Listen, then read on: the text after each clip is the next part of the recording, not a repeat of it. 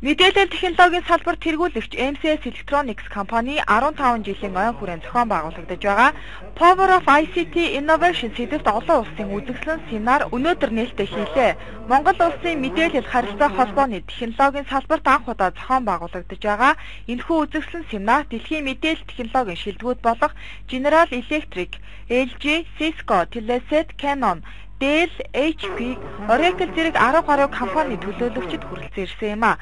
Энэ үеэр мэдээлэл технологийн салбарын инновац, дэвшилтэд шийдлүүд, шилдэг бүтээгдэхүүн үйлчилгээг нэг дороос Монгол хэрэглэгчдэд танилцуулж байгаагаараа онцлог болж байсан. Манай хэрэглэгчдээс энэ одоо биднээсийн танилцуулж байгаа, манай энэ хамтрагчдын танилцуулж байгаа энэ шинэ технологи бараа бүтээгдэхүүний одоо презентацийг их таарж байгааг найдаж байна. За одоо ингээд бүтэн 2 өдрийн туршид та бүхэн одоо манай энэ үйл ажиллагаанд идэвхтэй оролцоорой хүсье. Өнөөдрийн байдлаар манай улсын мэдээлэл харилцаа холбооны салбар олон улсын жишг нөөцгөөс үйл ажиллагаа явуулж байна. Салбарын хөгжлийг улам хурдсахын тулд төр болон хувийн эшлийн хамтын ажиллагаа шин шатанд гарах өнөөдөр шаардлага тулгарч байгаа.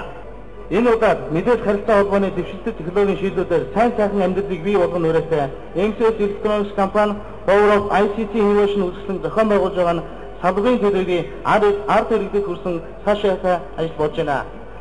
Мөн үзэсгэлэнгийн нээлтийн үеэр сүлжээний технологийн томоохон компани болох Huawei корпорацтай MCS Electronics компани хамтын ажиллагааны гэрээнд гарын үсэг зурсан юм а. Түүнчлэн дэлхийн мэдээлэл технологийн Монголуудын бүтээгдэхүүн шийдлүүдээс гадна MCS Electronics компани Монгол залуучуудынхаа оюунаар бүтээгдсэн Green ERP, TotalMed, ComposeMed уул уурхайн шийдүүдэд давхар танилцуулж байсан нь Монголын мэдээллийн технологийн салбар шинэ түвшинд гарсныг харуулсан томоохон үйл ажиллагаа байсан.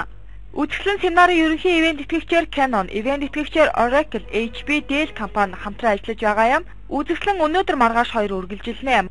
2 дахь өдрийн үзэсгэлэнд Apple компани шинэ бүтээгдэхүүн iPhone 5 ухаалаг гар утас, Монгол ERP систем зэрэг олон технологийн шийдлүүд танилцуулагдах юм а.